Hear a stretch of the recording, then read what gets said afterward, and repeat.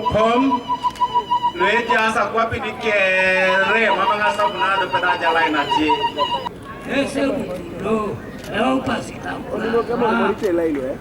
The father has given me a spoon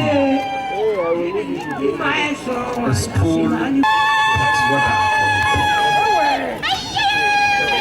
And so the acolyte. The king should be able to unite all leaders from Teso, regardless of the political affiliation, religious leaders, and all the cultural leaders. Yeah, obviously, you look at what's happening now. We need to ensure that the home or the palace of the Teso Cultural Union is built. The palace of Emorimor. Emorimor needs transport. There is no car for him to move. And then there are a number of things that he needs to do. So we need government to fully support us.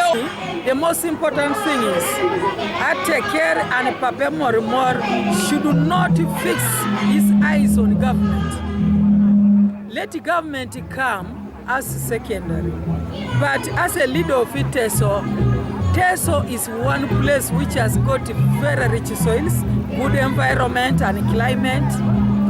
I want to request Papa Emorimor and his team and all of us subjects to rally to support Papa Emorimor financially. And the acolyte received the